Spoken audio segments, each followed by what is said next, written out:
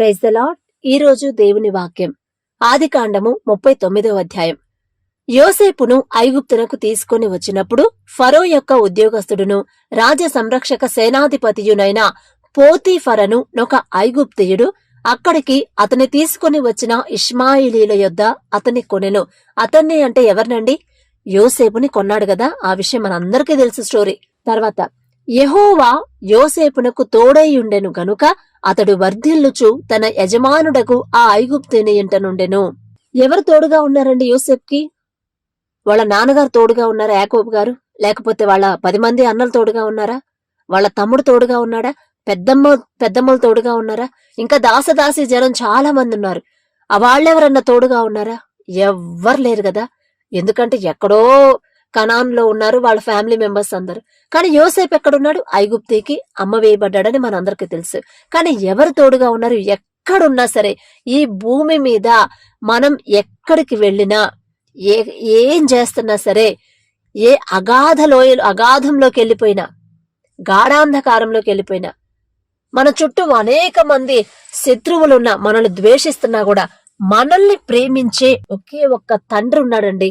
ఆయనే ప్రభువైన యేసుక్రీస్తు వారు. ఒకే ఒక్క దేవుడు. మీరు ఏ పనైనా చేయనివ్వండి, ఎంత మందితో ద్వేషింపబడినివ్వండి, ఎవ్వరికి మీరు అక్కర్లేకపోయినా మన తండ్రికి మనం చాలా చాలా ఇంపార్టెంట్. యోసేపు కనానులో లేడు, వాళ్ళ ఫ్యామిలీ మెంబర్స్ తో లేడు, కనీసం చుట్టాల దగ్గర లేడు, ఫ్రెండ్స్ దగ్గర లేడు, అసలు ముక్కు ముఖం తెలియని, అసలు ఆ దేశానికి సంబంధమే లేదు. అసలు ఎప్పుడూ కూడా ఆ దేశం గురించి మేబీ వినకపోవచ్చు, ఎందుకంటే చిన్నోడు కదా, వినలేదు. కానీ ఆ దేశానికి తీసుకురాబడ్డాడు. అక్కడ తెచ్చినా కూడా యెహోవా యోసేపునకు తోడై ఉన్నాడు. యెహోవాయే తోడుగా ఉంటాడు. మనం ఎక్కడికి వెళ్ళినా మనకి తోడుగా వచ్చేది మన తండ్రి. మనం ఏ పని చేస్తున్నా మనకు సహాయం చేసేది మన తండ్రి. మనకి ఎన్ని శ్రమలు వచ్చినా, ఎన్ని బాధలు వచ్చినా, ఎంత కృంగిపోయిన స్థితిలో ఉన్నా, మన దుఃఖంలో ఉంటే మన పక్కన కూర్చొని మనల్ని ఓదారుస్తాడండి మన తండ్రి. ఆ ఓదార్పు తండ్రి దగ్గర నుంచే వచ్చింది. హన్నా ఏడ్చింది. హన్నా ఏడిస్తే ఆ దుఃఖాన్ని ఎవరు తీసేశారు? యెహోవా మొదట ఆమె దుఃఖాన్ని తీసివేశను అని మనకు తెలుసు కదా. మొదట దుఃఖాన్ని ఎవరు తీశారు? యాజకుడు తీశాడా? యాజకుడు తీయలేదు. ఆమె భర్త తీశాడా? ఎవ్వరు తీలా. యెహోవాయే, ఆయనే తీసేశాడు ఆమె దుఃఖాన్ని ఫస్ట్. ఇక్కడ కూడా యెహోవా యోసేపునకు తోడైయుండెను గనుక అతడు వర్ధిల్లుచు. ఇక అంత గొప్ప తండ్రి, సర్వ సృష్టికర్త మనకు తోడుగా ఉంటే మనం మామూలుగా ఉంటామా? ఉండం కదా. అతడు వర్ధిల్లుచు తన యజమానుడకు ఆ ఐగుప్తుని ఇంట నుండెను. ఐగుప్తుని ఇంట ఉన్నాడు. ఆ యోసేపును బట్టే ఆ ఇంటిని తండ్రి ఆశీర్వదించాడు. అప్పుడు ఆయనకు అర్థమైంది, ఇంతకు ముందు ఇన్ని మార్పులు, ఇన్ని చేంజెస్ ఏం అవ్వలేదే, ఇతనేంది మా జాబులో, మా కంపెనీలో జాయిన్ అయిన నెక్స్ట్ డే నుంచే ఏంటి ప్రాఫిట్స్ ఏంది ఇలా వస్తున్నాయి, ప్రాజెక్ట్స్ అన్ని మాకే వస్తున్నాయి, పండించిన పంటలో కూడా ఇంకా అధికంగా, అంతకుముందు ఇన్ని బస్తాలు వచ్చాయి కదా, ఇప్పుడే ఇంకో 10 బస్తాలు 20 బస్తాలు ఎక్స్ట్రా వస్తున్నాయి, ఏందబ్బా అసలు ఏం చేస్తారు వీళ్ళు అని ఆయన మేబీ అబ్జర్వ్ చేస్తుండొచ్చు కదా. ఆ యజమానుడు ఐగుప్తీయుడు అబ్జర్వ్ చేసినప్పుడు యెహోవాకి మొరపెట్టడం యోసేపు ఆయన చూసుంటాడు చాలాసార్లు. ప్రార్థన చేయడం, ఏదైనా పని స్టార్ట్ చేసేటప్పుడు దేవునికి మొరపెట్టడం, ఆ పని తండ్రికి అప్పగించడం, అయ్యా నువ్వు నాకు తోడుగా ఉంటేనే ఈ పని సఫలమైందనే తండ్రిని అడగడం, అప్పుడు ఆ పని సక్సెస్ అవ్వడం ఆయన గమనించి ఉండొచ్చు.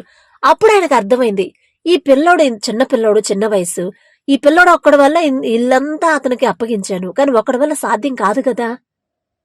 అంటే ఖచ్చితంగా ఇతనికి ఏదో సహాయం అందుతుంది, ఎవరో సహాయం చేస్తున్నారు, కంటికి కనిపించట్లేదు, ఎవరు ఆ సహాయం చేసేది, ఎవరు అసలు అని చెప్పినని అతనికి డౌట్ వచ్చి ఉండొచ్చు కదా యజమానుడికి.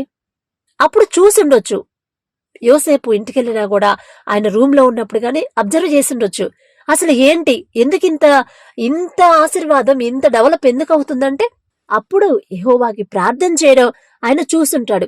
అందుకని యెహోవా అతనికి తోడయుండెననియు అతడు చేసినదంతయు అతని చేతిలో యెహోవా సఫలము చేసిననియు అతని యజమానుడు చూశాడంట. అంటే ప్రార్థన చేసుకుంటాం చూసే ఉంటాడు కదా. అదే కదా ఇప్పుడు మనం చెప్పుకుంది. అందుకే ఈయన ఎవరినైతే పూజిస్తున్నాడో, ఎవరికైతే మొరపెడుతున్నాడో, నిజంగా ఆ దేవుడే ఇదంతా చేస్తున్నాడు. నిజంగా ఆ దేవుడు ఇతనికి యోసేపుకు తోడై ఉన్నాడు కాబట్టే నా ఇల్లు ఇంతగా ఆశీర్వదించబడుతుంది అని అతను చూశాడు. చూసిన తర్వాత యోసేపు మీద అతనికి కటాక్షము కలిగెను కనుక అతని యొద్ద పరిచర్య చేయువాడాయెను. మరియు అతడు తన ఇంటి మీద విచారణకర్తగా అతని నియమించి తనకు కలిగినదంతయు అతని చేతికప్పగించెను. అంటే తండ్రి అంత దేవుని తోడు మనకుంటే ఆ బ్లెస్సింగ్ ఎలా ఉండిద్ది అనేది మనం యోసేపు స్టోరీ నుంచి మనం తెలుసుకోవచ్చు కదండి. మన అమ్మా నాన్న మనకు తోడుగా రారు. మన అక్క చెల్లెళ్ళు గాని, అన్నదమ్ముళ్ళు గాని, మన తోడబుట్టిన వాళ్ళు ఎవ్వరూ మనకు తోడుగా రారు. మనం ప్రేమించిన మన భర్త అయినా, మన భార్య అయినా, ఆఖరికి మన బిడ్డలు కూడా, మన కడుపును పుట్టిన బిడ్డలు కూడా మనకి తోడుగా రారండి. ఒకానొక టైం వస్తుంది, కంపల్సరీ అందరికి వచ్చింది. ఎవ్వరికి నాకు రాదు సిస్టర్, ఎప్పుడు నా చుట్టూ నా వాళ్ళు ఉంటారు, నన్ను విడిచిపెట్టి ఎవ్వరూ వెళ్ళరు నన్ను అనుకుంటున్నారేమో. కానీ ఖచ్చితంగా ఒకానొక టైం అనేది వస్తుందండి. ఆ సమయంలో మన మీద మనకే ఒకలాంటి నిరుత్సాహం అనేది వచ్చింది. అసలు ఎందుకు నాకంటూ ఇంతమంది చెప్పుకోవడానికి ఉన్నారు, కానీ నాకు తోడుగా ఉండి నేను ఈ బాధలో ఉన్నప్పుడు, నేను ఈ కష్టంలో ఉన్నప్పుడు నా మీద కనికర పడేవాళ్ళు, నేను ఈ ఇరుకుల్లో నుంచి నేను వెళ్ళాలి, ఆ దారిలో నేను వెళ్ళాలి, నాకు తోడుగా వచ్చేవాళ్ళు ఎవ్వరూ లేరే, ఇంతమంది అయితే ఉన్నారు అని ఆ ఫీలింగ్ అనేది మనకి వచ్చిద్దండి. కంపల్సరీ నాకు వచ్చింది. అంటే నేనేదో మీకన్నా గొప్పదాన్ని కాదండి, నేను మనిషినే కదా. వచ్చింది ఒకానొక టైంలో. అందరూ ఉన్నారు, మళ్ళీ ఇంట్లో అందరు ఉన్నారు, భర్త, పిల్లలు, అత్తమామ, ఆడపడుచులు అందరు ఉన్నారు. అయినా సరే నేను ఒంటరిదాన్ని అయిపోయాను. ఒకానొక టైంలో ఒంటరిదాన్ని చేసేశారు, అందరూ ఒకటైపోయి నేను ఒక్కదాన్ని ఒంటరిదాన్ని అయిపోయాను. అప్పుడు అలాంటి టైంలో తండ్రి నాకు తోడుగా నిలబడ్డాడండి. నాకు ధైర్యం చెప్పాడు. అమ్మా, ఎవ్వరున్నా లేకపోయినా అమ్మా నాన్న ఇక్కడ ఉండరు, అమ్మా నాన్న ఉంటే అదొక ధైర్యంగా ఉండిద్ది. మన ఫీలింగ్స్ అన్ని వాళ్ళతో షేర్ చేసుకుంటాం. అమ్మా నాన్న ఇక్కడ లేరు, ఎక్కడో ఆంధ్రాలో ఉన్నారు, అన్నయ్య ఉన్నాడు, వదిన ఉంది, చుట్టూరు పెద్దమ్మలు అందరు ఉన్నారు. కానీ ఇక్కడ వచ్చిన తర్వాత అందరూ ఉన్నారు ఇంట్లో, కానీ ఒక్కదాన్ని అయిపోయాను ఒకానొక టైంలో. అప్పుడు ఎంతో బాధపడ్డాను.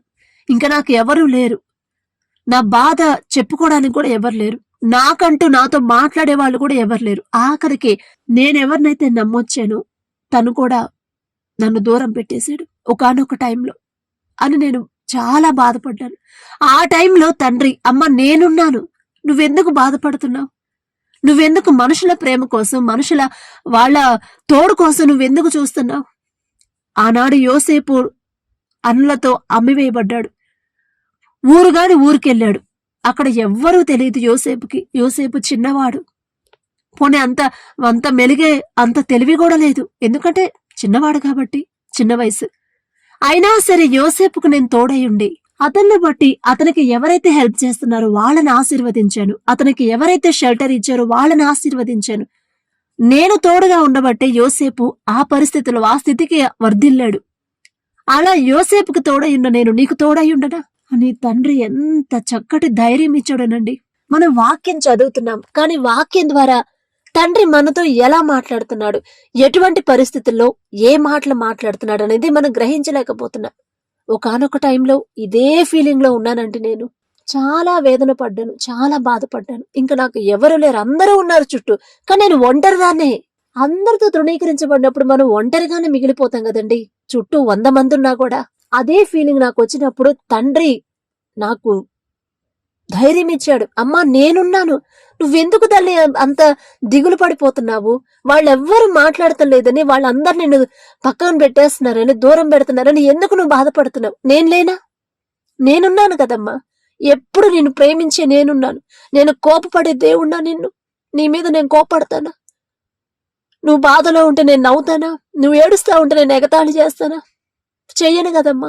నేను నీకు తోడుగా ఉన్నాను, నువ్వు ఏడుస్తే నేను ఏడుస్తాను, నువ్వు నవ్వితే నాకు సంతోషం, నువ్వు క్షేమంగా ఉండాలనే కదమ్మా నా ఆశ అని తండ్రి మాట్లాడి ఆ ధైర్యాన్ని ఇచ్చాడండి. ఒక టైంలో ఒకవేళ ఈ మాటలు వింటున్న మీరు ఎవరైనా అలాంటి పరిస్థితుల్లో ఉంటే, ఇంకా నాకు ఎవరు లేరు, ఎవరు నాతో మాట్లాడేవాళ్ళు లేరు, నా మనసు నన్ను అర్థం చేసుకునే వాళ్ళు లేరు, నేను ఇంత ప్రేమగా ఉంటున్నా కూడా నన్ను ద్వేషిస్తున్నారు, నేను తప్పు చేయకపోయినా కూడా చేసావు అని నిందలేస్తున్నారు, అనరాని మాటలు అంటున్నారు, నాకెవ్వరూ తోడలేరు, నేను నమ్మినొచ్చిన మనిషి కూడా నన్ను ద్వేషిస్తున్నాడు, నన్ను దూరం పెట్టేస్తున్నాడు, నాకల్లే మాట్లాడతలేదు అని ఎవరైనా బాధపడతా ఉంటే వాళ్ళ కోసమే ఈ మాటలండి. నాకు ధైర్యం ఇచ్చాడు తండ్రి. యోసేపు స్టోరీ నాకు చాలా చాలా ఇష్టం అండి. అందుకే నా కొడుకు కూడా నేను జోసెఫ్ అనే పేరు పెట్టింది. చాలా ఎంత భరోసా ఇచ్చాడంటే తర్వాత నాకు అర్థమైంది, అరే ఎందుకు, నిజమే కదా, మన చుట్టూ ఇంతమంది ద్వేషించే వాళ్ళున్నా ప్రేమించే వాళ్ళున్నా అది శాశ్వతమైన ప్రేమ కాదు కదా. ఏదో ఒక టైంలో ఎప్పుడొకప్పుడు అందరూ ఈ భూమి విడిచిపెట్టి అందరినీ విడిచిపెట్టి వెళ్లిపోవాల్సిందే కదా. కానీ అక్కడ కదా నిజమైన సంతోషం, నిజమైన ప్రేమ దొరికేది, నిజమైన తోడు దొరికేది మన తండ్రి దగ్గర కదా అని ఆలోచించే మనసు ఇచ్చాడండి తండ్రి. వదిలిపెట్టడండి, మనుషులు వదిలిపెడతారు, మన తండ్రి వదిలిపెట్టడండి. నేను అందుకే దేవుని వైపే చూడండి, దేవుని వైపే మీరు దృష్టి ఉంచండి అని చెప్పేది అందుకే. మనం ఎక్కువ మనుషుల గురించి ఆలోచించి బాధపడిపోతాము, అసలు ఎంత వేదన పడతామో. కానీ తండ్రి మనకి తోడుగా ఉంటాడండి. అదే యోసేపుకు తోడై ఉన్నాడు. తండ్రి మనకు తోడుగా ఉంటే ఇక మనల్ని ఒంటరిగా వదిలేయడు కదా. ఆశీర్వదిస్తాడు, క్రమక్రమంగా మనల్ని అభివృద్ధి చేస్తాడు. అప్పుడు ఎవరైతే ద్వేషించారో, ఎవరైతే మనల్ని దూరం పెట్టారో వాళ్లే వస్తారు మన దగ్గరికి. అదే చేశాడు తండ్రి. యెహోవా అతనికి తోడైయుండెననియు అతడు చేసినదంతయు అతని చేతిలో యెహోవా సఫలము చేసిననయు అతని యజమానుడు చూసినప్పుడు అది ఎదుటి వాళ్ళకి తెలిసేలా చేస్తాడండి. మీరు ఫలానా ఆమెను ఎందుకు ద్వేషిస్తున్నారు, ఎందుకు ఆమెను మాటలు అంటున్నారు, ఎందుకు ఆమెను దూరం పెడుతున్నారు, నేను ఆమెకు తోడయ్యున్నాను. ఆమెనొక్క మాట అన్నా సరే నేను మిమ్మల్ని మాత్రం విడిచిపెట్టను. ఆమెను ప్రేమించండి, నేను మిమ్మల్ని ప్రేమిస్తా, ఆమెను బట్టి మిమ్మల్ని బ్లెస్ చేస్తాను అని మన తరపున వాళ్ళతో మాట్లాడతాడండి. మాట్లాడాడు నా జీవితంలో. మన తప్పు లేకుండా వాళ్ళు ప్రతి ఒక్క ఏ మాటన్నా సరే తలదించుకొని దేవునికి మొరపెడితే, తండ్రి మీద ఆనుకుంటే తండ్రి చూసుకుంటాడండి ఇంకన్నీ. ఎవరో వచ్చి మనకి తోడుగా ఉండాలని, ఎవరో మనల్ని ప్రేమించాలని అస్సలు ఆలోచించొద్దు. మన దేవుడు మనకు తోడు, మన తండ్రి. మనం ఎక్కడున్నా మన తండ్రి మనకు తోడు. మనం ఏడిస్తే ఏడుస్తాడు వచ్చి, అమ్మా ఏడవద్దు, నాకేడుపు వస్తుంది తల్లి, నువ్వు ఏడవద్దు, నేనున్నా నీకు తోడు అని మన కన్నీరు తుడిచాడు తండ్రి. ధైర్యం ఇచ్చాడు. వెళ్ళి వాళ్ళతో మాట్లాడి మన పక్కన తండ్రి ఉన్నాడని వాళ్ళు తెలుసుకునేలా చూచేలా చేశాడు. ఇక్కడ కూడా అదే చేశాడు కదా. అతని యజమానుడు చూచినప్పుడు అతను చూచాడంట, యోసేపుకు యెహోవా తోడై ఉన్నాడు, అతను చూచాడు. అలా చూసేలా వాళ్ళ కళ్ళు మనోనేత్రాలు తెరుస్తాడండి. మిమ్మల్ని ఎవరైతే ద్వేషిస్తున్నారో, దూషిస్తున్నారో, కాని మాట అంటున్నారో, మిమ్మల్ని బాధ పెడుతున్నారో వాళ్ళందరికీ మీ పక్షాన యెహోవా దేవుడు మీకు తోడై ఉన్నాడని వాళ్ళు చూసేలా చెయ్యబోతున్నాడు. అందుకే ఈ మాట మీతో చెప్తున్నాడు, ధైర్యపు మాట. మరి ఎవరు ఆ పరిస్థితిలో ఉన్నారో నాకైతే తెలియదు, తండ్రికి తెలుసు. ఉదయం నుంచి నేను ఆలోచిస్తున్నా, ఏ వాక్యం పెట్టాలి, ఆలోచిస్తాను ఏం పెట్టాలి, వాక్యం ఏమి చేయాలి అని చెప్పి ఆలోచిస్తుంటే తండ్రి అయ్యా నాకైతే తెలియదు, మీరు ఏదిస్తే అదే అని ఆలోచిస్తా ఉంటే ఈ వాక్యం చూపించాడు. అంటే మరి ఎవరా పరిస్థితిలో ఉన్నారో నాకు తెలియదండి. యోసేపుకు తోడై ఉన్న తండ్రి మనకి తోడుగా ఉంటాడు, మీకు తోడుగా ఉంటాడు.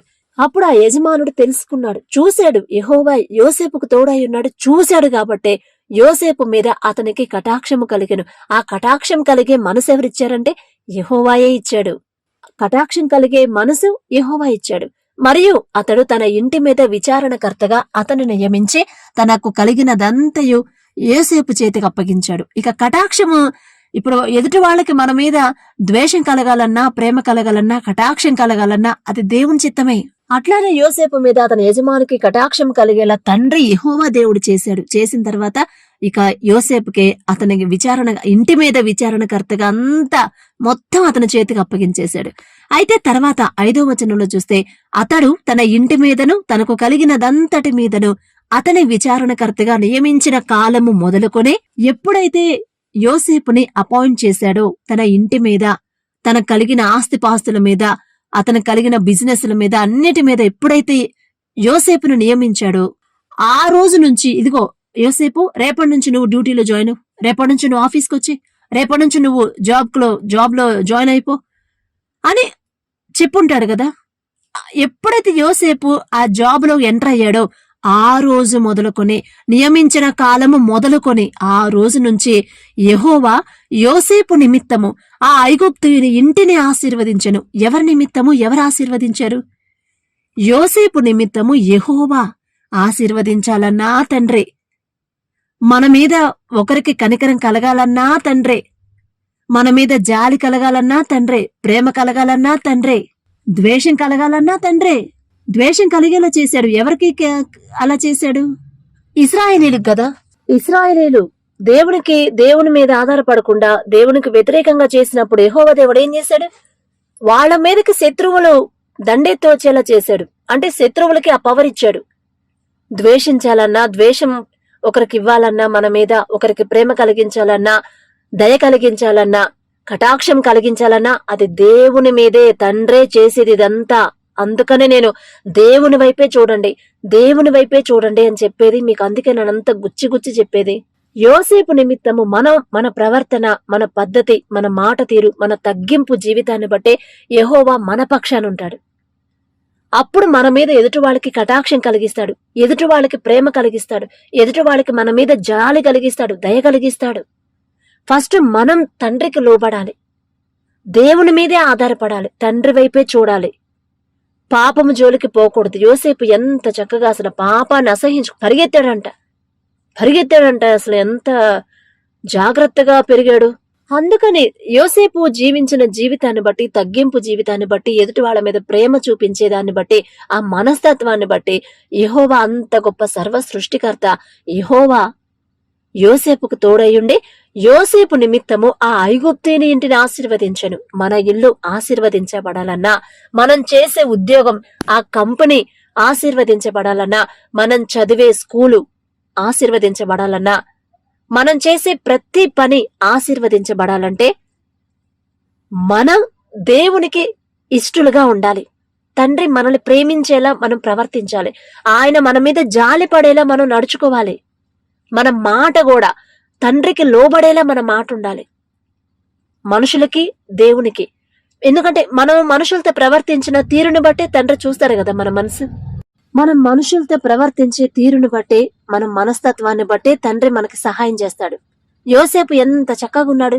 అంత హింసిస్తున్నా, అంత బాధ పెడుతున్న వాళ్ళ అన్నల్ని అన్న వద్దన్న అని బ్రతిమలాడాడు. గాని మీ అందరి మీద దేవునికి నేను ఫిర్యాదు చేస్తాను, దేవునికి నేను మొరపెడతాను, అప్పుడు మీ అందరినీ దేవుడు సంహరించేస్తాడు అని పలికాడా ఒక్క మాటన్నా? లేదు, బతిమలాడి వాళ్ళు వినకపోయినా ఎవరికి అమ్మేస్తే వాళ్ళతో వెళ్ళిపోయాడు, నేను పోను అని పారిపోయాడా? లేదండి. అదే తండ్రి చూస్తాడు. మనం ఎలా నడుచుకుంటున్నాం, ఎలా మాట్లాడుతున్నాం, ఎలా ప్రవర్తిస్తున్నాం, మన మైండ్ సెట్ ఎలా ఉంది, ఎదుటి వాళ్ళతో మనం మాట్లాడే మాట తీరు ఎలా ఉంది, ప్రతిదీ కూడా తండ్రి అబ్జర్వ్ చేస్తా ఉంటాడు. అప్పుడు యోసేపు నిమిత్తము ఆ ఐగుప్తీని ఇంటిని ఆశీర్వదించెను. ఇప్పుడు ఈ మాటలు వింటున్న మీరు, మిమ్మల్ని బట్టి మీ ఇల్లు ఆశీర్వదించబడాలి, మిమ్మల్ని బట్టే మీరు పనిచేసే ఆఫీసులు ఆశీర్వదించబడాలి, మిమ్మల్ని బట్టే మీరు ఎవరైతే బ్లెస్ అవ్వాలి అనుకుంటున్నారో, మీ బంధువులైనా, మీ స్నేహితులైనా, వాళ్ళు సంతోషంగా ఉండాలి, వాళ్ళకి సమృద్ధిగా ఉండాలి అని మీరు మనస్ఫూర్తిగా ఎవరినైతే కోరుకుంటారో, ఎవరి గురించి అయితే మీరు ఆలోచిస్తారో వాళ్లను కూడా తండ్రి ఆశీర్వదిస్తాడు. యోసేపు అదే కోరుకొని ఉండొచ్చు, నేను ఇక్కడ పనిచేస్తున్నానయ్యా, మరి నన్ను బట్టి నా యజమానుని ఇంటిని ఆశీర్వదించండి, మరి ఈయన చేసే ప్రతి బిజినెస్ లో మీరే తోడుగా ఉండండి, మంచి ప్రాఫిట్స్ ఇవ్వండి, మీరు తోడుగా ఉంటేనే, మీరు బ్లెస్ చేస్తేనే మంచి ఆశీర్వాదాలు వస్తాయి, మంచి ప్రాఫిట్స్ వస్తాయని యోసేపు మేబీ రోజు ప్రార్థన చేసి ఉండొచ్చు ఆ యజమానుని ఇంటి గురించి. అందుకని యోసేపు నిమిత్తము ఆ ఐగుప్తుని ఇంటిని ఆశీర్వదించాలి. లేకపోతే అసలు యెహోవా దేవుడికి ఐగుప్తుని ఆశీర్వదించాల్సిన అవసరం ఏముందండి? కేవలం యోసేపును చూసి, యోసేపు మొహం చూసి, అలాగే మన మొహం చూసి, మనల్ని బట్టే మన ఇల్లు ఆశీర్వదించబడింది. మన ప్రవర్తన బట్టే మన ఇంట్లో శోధనలు, మన మాట తీరును బట్టే మన ఇంట్లో వేదనైనా, శోధనైనా, అప్పులైనా, అసలు అప్పులు ఏమి లేకుండా ఉండాలంటే మనం దేవుని దృష్టికి కరెక్ట్ గా ఉండాలి. అప్పుడు దేవుని తోడు మనకుండిద్ది, ఆశీర్వాదాలు ఇక వాటంతట అవే వస్తాయి. తర్వాత 6వ అధ్యాయం 6వ వచనం, అతడు తనకు కలిగినదంతయు యోసేపు చేతికి అప్పగించి తాను ఆహారము తినుట తప్ప తనకేమి ఉన్నదో ఏమి లేదో విచారించిన వాడు కాదు. ఇక అది తప్ప ఇక నేనేం పట్టించుకోను, యోసేపు మొత్తం నీదేనయ్యా, నువ్వే చూసుకో, నాకేం అవసరం, ఎందుకంటే నువ్వు కాదు ఇక్కడ నువ్వు చూసుకునేది, నీకు తోడయ్యున్న నీ దేవుడు ఇక్కడ చూసుకుంటాడు, నాకు ఆ విషయం తెలుసు అని మనసులో అనుకుని ఉండొచ్చు కదా. యోసేపు మొత్తం నువ్వే చూసుకో, నాకు సంబంధం లేదు, భోజనం చేయడానికి నేను వస్తా, ఇక అయ్యంతయ్యే ఈ అంతయ్యే ఆ లెక్కలు ఈ లెక్కలు నేనేం అడగను, ఎందుకంటే నీ మీద నాకు నమ్మకం ఉంది అని పైకి అనొచ్చు అని ఉండొచ్చు. మనసులో నీవు కాదు యోసేపు, నీకు తోడై ఉన్నా, నువ్వెవరికైతే మొరపెడుతున్నావో ప్రతిరోజు ఆ యెహోవా దేవుడు నీకు తోడై ఉన్నాడు. అందుకే నేను ఎప్పుడూ ఇన్ని ప్రాఫిట్స్ నేను చూడలేదు. నువ్వొచ్చిన తర్వాతే నా ఇల్లు ఆశీర్వదించబడింది, నువ్వొచ్చిన తర్వాతే నాకు ఇంత సమృద్ధిగా ఉంది అని మనసులో అనుకుని ఉండొచ్చు. అయితే ఇక అట్లా దేవుడు యోసేపుకు తోడై ఉన్నాడు అక్కడ. తర్వాత ఏం జరిగిందో మనకు తెలుసు కదండి. ఆమె భార్య అతన్ని తప్పు చేయమని ప్రేరేపించింది. అయినా సరే అమ్మా నువ్వు తల్లి లాంటి దానివి నాకు అని. అసలు ఎంత అలాంటి మనసు ఎవరికి ఉండిద్దండి? ఒక యవనస్తుడు, అదిగాక ఒక హ్యాండ్సమ్ బాయ్, అంత హ్యాండ్సమ్ గా లేకపోతే ఆమె మోహించిద్ది, అతను యోసేపుని చూసిద్ది, ఇష్టపడిద్ది. చాలా అందంగా ఉండుంటాడు కదా, రూపవంతుడని ఉంది కదా బైబిల్లో. అంత హ్యాండ్సమ్ గా ఉండి ఈ కాలంలో ఎవరైనా సరే కంట్రోల్లో ఉండేవాళ్ళు ఉన్నారండి? హ్యాండ్సమ్ గా బ్యూటిఫుల్ గా ఉన్నాం మనం. లోక అట్రాక్షన్స్ కి లోను కాకుండా మనం దేవుని వైపే చూస్తూ ఈ ఫ్యాషన్స్ వైపు వెళ్లకుండా దేవుని వైపే, దేవుని మార్గంలోనే నడిచే వాళ్ళు ఎవరైనా ఉండుంటారా? ఒకసారి మీ చుట్టుపక్కల వాళ్ళని గమనించండి. ఆడపిల్లలు ఉంటారు కదా, మగపిల్లలు ఉంటారు కదా, ఖచ్చితంగా ఒకలాంటి ఫీలింగ్ అంటే గర్వం అనేది వచ్చింది కదా. కానీ యోసేపుకి ఆ గర్వం అహంకారం లేదండి. ఎందుకంటే ఇది నాది కాదు, నా తండ్రి నాకు ఇచ్చాడు, ఆయన ఇస్తేనే నాకు వచ్చింది కానీ లేకపోతే నా దగ్గర నాకేమో తెలుసు, నేనేం పెద్ద అందగాని కాదే, నా తండ్రి నాకు ఇచ్చింది అనుకొని ఉండొచ్చు. ఈ లోబడే మనసు కూడా నాది కాదు, నా తండ్రి నా మీద జాలిపడి ఇచ్చాడు అని అనుకొని ఉండొచ్చు మనసులో. అందుకే తండ్రికి బాగా ఇష్టమయ్యాడు యోసేపు. అయితే అతను తప్పు చేయకపోయినా సరే తన భార్య చెప్పిన మాటలు విని కోపంతో అతన్ని పట్టుకుని రాజు ఖైదీలు బంధించబడి చెరసాల్లో వేయించాడు ఆ ఐగుప్తు యజమానుడు. అయితే యెహోవా యోసేపునకు తోడయ్యుండి, అక్కడ కూడా యెహోవా యోసేపుకు తోడుగానే ఉన్నాడు. ఎందుకంటే పాపం చేసే అవకాశం వచ్చినా కూడా చేయలా. అక్కడ ఎవ్వరు లేరు, వాళ్ళిద్దరు తప్ప అందరూ బయటకెళ్ళిపోయారు. చెయ్యొచ్చు పాపం, ఎందుకంటే ఎవరు లేరు, అసలు ఎవ్వరు లేరు చూసేవాళ్ళు. కాబట్టి చేసినా పెద్దగా చిక్కేవాళ్ళు కాదు. కానీ ఒక్కళ్ళు చూస్తారని యోసేపుకు తెలుసు, ఒకే ఒక్కళ్ళు చూస్తారు. ఎక్కడున్నా కూడా ఆయన దృష్టి, ఆయన చూపు నా మీదే ఉండిద్దని యోసేపుకు తెలుసు. ఆ గ్రహింపు అనేది తండ్రి ఇచ్చాడు. యోసేపుకి మేబీ హెచ్చరించుండొచ్చు, నువ్వేం చేస్తానో నేను చూస్తానే ఉంటాను యోసేపు అని. అందుకని భయపడ్డాడు. ముందు అమ్మో నా దేవుని దృష్టికి నేను ఇంకా చెడిపోతే ఇక నా తండ్రి నాకు తోడుగా ఉండడు, నా తండ్రి నాకు తోడుగా లేకపోతే ఇక ఆ పరిస్థితి ఎలా ఉండిద్దో, ఆ జీవితం ఎలా ఉండిద్దో నాకు తెలుసు అని ముందుగానే యోసేపుకి తండ్రి చెప్పుండొచ్చు కదా. అయితే అతను పాపం చేయకుండా పారిపోయాడు. అయినా సరే నింద వేశారు, తప్పు చేయకపోయినా నింద వేశారు. అదే పరిస్థితి మనలో చాలా మందికి, తప్పు చేయకపోయినా నిందేశారు నా మీద కూడా, కానీ చెయ్యలేదు అని వాళ్ళకు నిరూపించి చూపించాడు తండ్రి. కాబట్టి మీకు కూడా మీ పక్షాన యుద్ధం చేస్తాడు మన తండ్రి. అయితే యెహోవా యోసేపునకు తోడయ్యుండి అతని యందు కనికరపడి, పాపం చేసే అవకాశం వచ్చినా కూడా చేయకుండా పారిపోయాడు కాబట్టి ఆ మనసు, ఆ ప్రవర్తన తండ్రికి నచ్చి ముచ్చటేసి చెరసాల్లో కూడా యెహోవా యోసేపునకు తోడయ్యుండి అతని యందు కనికరపడి, యోసేపు మీద యెహోవా కనికరపడి, మన మీద కనికరపడాలన్నా యెహోవా కనికరపడితే మనుషులకి కనికరం వచ్చిద్దండి. అతని యందు కనికరపడి అతని మీద, ఎవరి మీద? యోసేపు మీద ఆ చెరసాల యొక్క అధిపతికి కటాక్షము కలిగినట్లు చేసెను. ఎవరు చేశారండి కటాక్షం కలిగేలా? యోసేపు మీద కటాక్షం కలిగేలా ఆ అధిపతికి ఆ మనసు ఎవరిచ్చారు? యెహోవా దేవుడే. అయితే యెహోవా యోసేపునకు తోడయ్యుండే అతని యందు కనికరపడి అతని మీద, ఆ చెరసాల అధిపతికి, ఇప్పుడు మన మీద ఎవరికైనా జాలి కలగాలన్నా, మన మీద ఎవరికైనా ఇతరులకి ప్రేమ కలగాలన్నా, మన మీద కనికరం కలగాలన్నా అది దేవుడు తండ్రి ఇస్తేనే వచ్చిద్ది. ఏదైనా సరే దేవుని కృప ఆయన ఇస్తేనే ఆ మనసు, ఆ కటాక్షం కలిగేలా ఎవరు చేశారు అధిపతికి అంటే యెహోవా చేశాడు. చెరసాల అధిపతి ఆ చెరసాలలో ఉన్న ఖైదీలనందరినీ యోసేపు చేతికి అప్పగించను. వారక్కడ ఏం చేసిరో అదంతా అతడే చేయించు. ఏ పని చేసినా యోసేపే అధిపతి. చెరసాల్లో అధిపతి యోసేపే, ఇంటిలో అధిపతి. అసలు ముక్కుమోకం తెలియనోడు, ఏ ఊరు పేరు లేనోడు, ఎక్కడి నుంచి వచ్చాడో తెలీదు, ఎవరు తీసుకొచ్చారో తెలీదు, ఒక బానిస, ఒక సర్వెంట్. అయినా సరే అతని ప్రవర్తనను బట్టి, యోసేపు మంచి మనసుని బట్టి, అతని ప్రవర్తనను బట్టి యెహోవా తండ్రి ఆయనకు తోడై ఉన్నాడు కాబట్టి ఎవరైతే యజమాని కొనుక్కున్నాడో ఆ ఇంటి మీద, అసలు ఎవరన్నా బానిసగా ఎవరన్నా మనం తెచ్చుకుంటే వాళ్ళకి యజమాని పక్క తప్పుకొని ఆ ఇంటి పెత్తనం అంతా వాళ్ళ చేతిలో పెడతారండి. మీరు మామూలుగా మాట్లాడుకుంటే మనం ఎక్కడో ముక్కు ముఖం దగ్గర నుంచి ఏదో వేరే దేశం నుంచి మనం తెచ్చుకున్నాం ఎవరినన్నా. అతను పని చేస్తున్నాడు. ఎంత మాత్రం పని చేస్తే అతనికి ఇంటి తాళాలు తీసుకెళ్లి ఆయన చేతిలో పెడతామా? పెట్టం కదా, పెట్టం. ఎందుకంటే ఏమో ఇప్పుడు బానే ఉన్నాడు, తర్వాత దుర్బుద్ధి పుడితే, ఇప్పుడు బానే మనకు లోబడి ఉన్నాడు, తర్వాత ఒకవేళ మనం ఇంట్లో ఎవరు లేనప్పుడు అతనికి దురాశ కలిగితే అని డౌట్ గా ఉంటాం. కానీ అలాంటి డౌట్ కూడా రానివ్వకుండా యోసేపు అంత లోబడి అంత నమ్మకంతో పని చేశాడు కదా. ఎందుకు చేశారంటే యెహోవా అతనికి తోడై ఉన్నాడు కాబట్టి, అతనికి తోడై ఉన్నాడు, యెహోవా యోసేపుకు తోడై ఉన్నాడు కాబట్టి అంత సిన్సియారిటీగా మన యజమానుని, మన మేనేజర్ ఉన్నా లేకపోయినా ఆఫీస్ పని మనకు అప్పగిస్తే మేనేజర్ ఉన్నప్పుడు ఒకలాగా, మేనేజర్ లేకపోతే ఒకలాగా చేయలేదండి యోసేపు. ఉన్నా లేకపోయినా ఇది నాది, నాకు అప్పగించారు కాబట్టి నేనే చేయాలి, నేను కరెక్ట్ గా చేస్తేనే, నేను నమ్మకంగా చేస్తేనే నా దేవుడు నాకు తోడుగా ఉంటాడు, నా యజమానికి నా మీద నమ్మకం కలిగిద్ది, ప్రేమ కలిగిద్ది, కనికరం కలిగిద్ది. ఎప్పుడు నాకేదైనా అవసరమైతే ఖచ్చితంగా నా యజమానుడు నాకు సహాయం చేస్తాడు అని ఆ మనసు తండ్రి ఇచ్చాడు.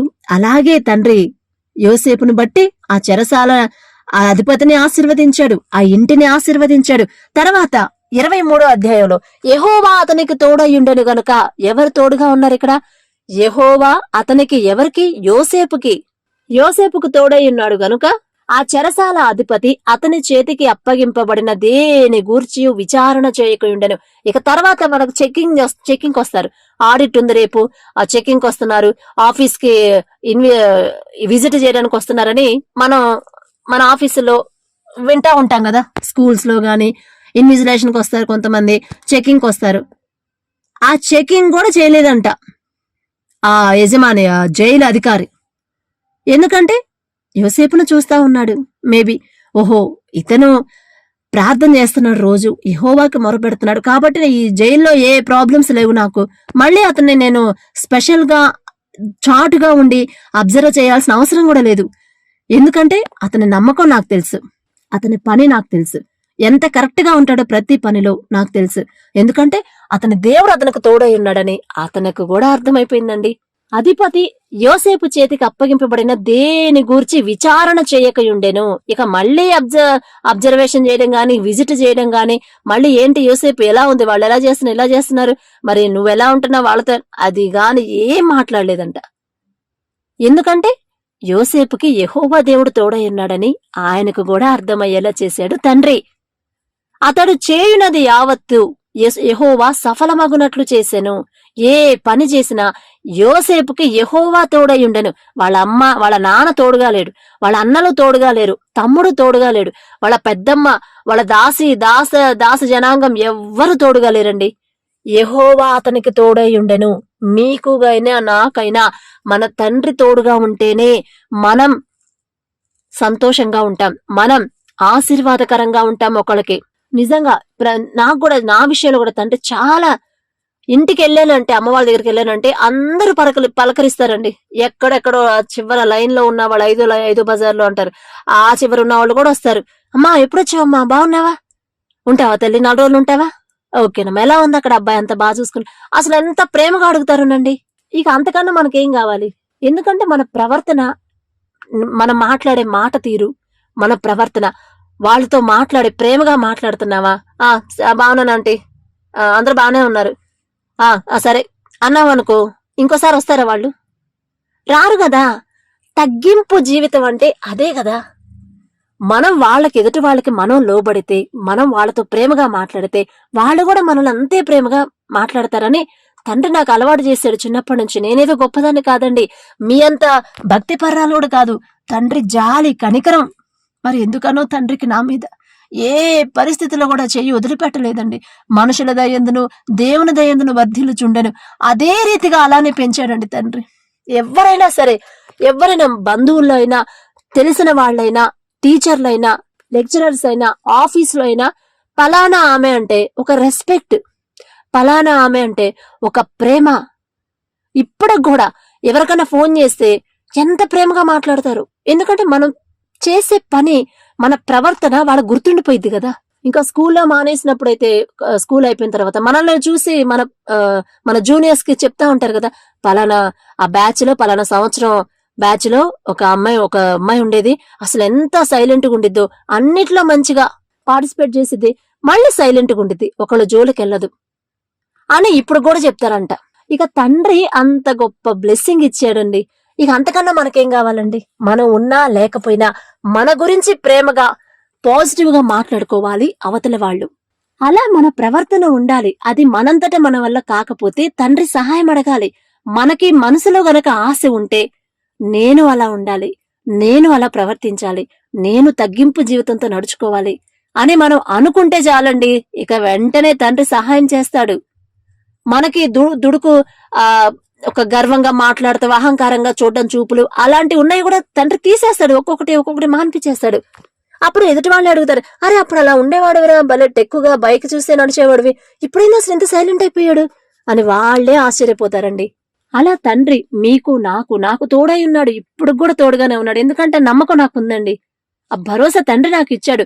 ఎందుకంటే చేసే ప్రతి పనిలో కూడా తండ్రి ఆ ప్రేరేపణ చెప్తా ఉంటాడు.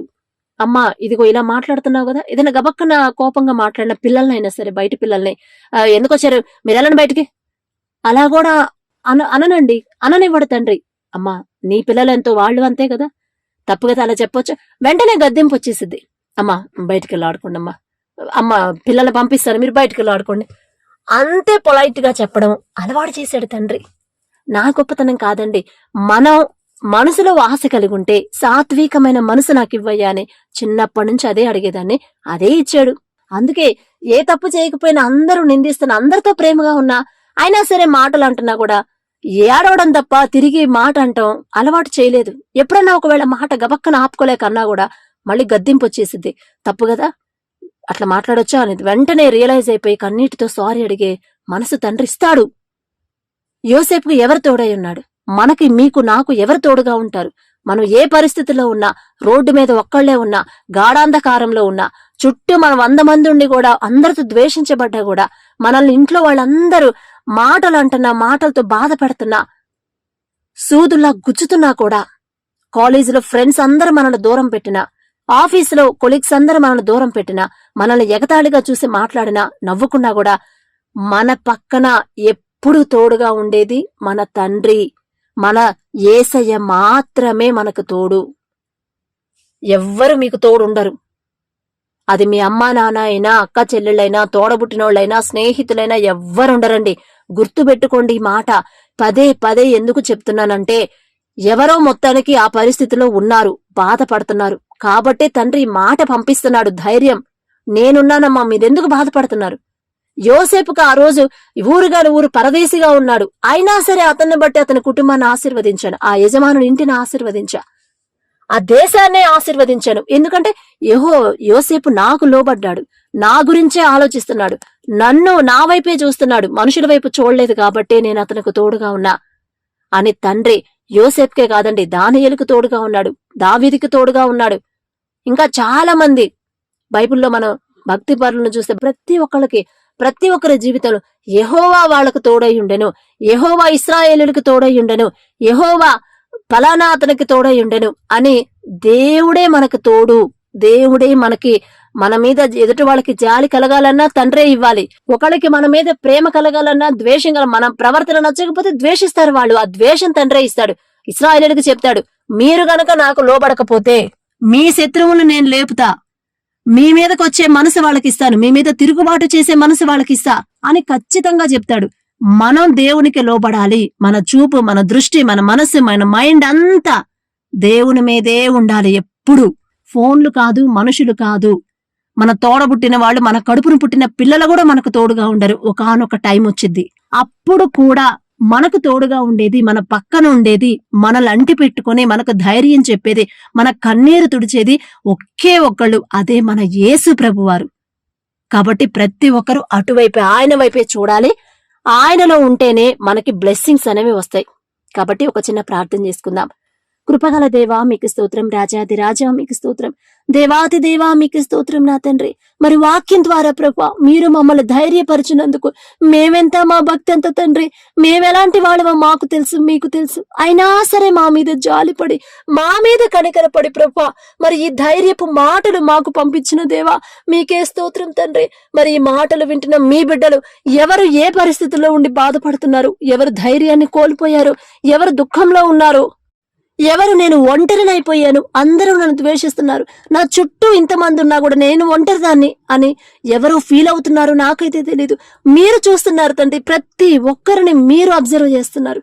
కాబట్టి వారికి మీరు ఈ ధైర్యపు మాటలు పంపిస్తున్నారు. అమ్మా మీరు బాధపడొద్దు, అధైర్యపడొద్దు, మీరు దుఃఖపడవద్దు, నేనున్నాను, మీకు నిబ్బరం కలగండి, నా వైపు చూడండి, నాతో మాట్లాడండి.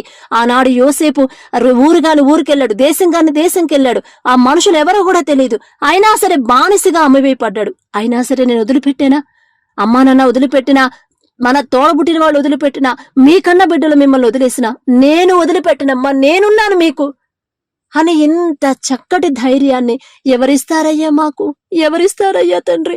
మీరు మమ్మల్ని ప్రేమించడానికి మేమే పాటివారు నా తండ్రి, మీరు మాకు తోడుగా ఉండడానికి మేమే పాటివారు, మేమెంత, మా భక్తి ఎంత తండ్రి. మరి మీరిచ్చిన ధైర్యంతో తండ్రి అందరూ ప్రతి ఒక్కరు మీ వైపే చూసేలా, మీకు మొరపెట్టేలా, వారి మనసంతా మీ మీదే అనుకునేలా మీ సహాయం మాకు ఇవ్వమని అడుగుచున్నాం. మిమ్మల్ని అడిగే అర్హత మాకు లేదయ్యా, అయినా సరే మాకు మీరు తప్ప ఎవరున్నారు తండ్రి. యోసేపుకు తోడయ్యున్న దేవా ఆయనతో పోల్చుకునే అర్హత మాకు లేదు, అయినా సరే నా తండ్రి మాకు మీరు తప్ప ఎవరు లేరు. ఒకవేళ మా ప్రవర్తన, మా పద్ధతి మీకేమన్నా ఇష్టంగా లేకపోతే, మీ మనసు నొచ్చుకునేలా ఉంటే అది మార్చమని అడుగుచున్నాం తండ్రి. మార్చి మీ తోడు మాకు ఇవ్వమని యేసు నామంలో అడుగుచున్నాము తండ్రి. ఆమేన్.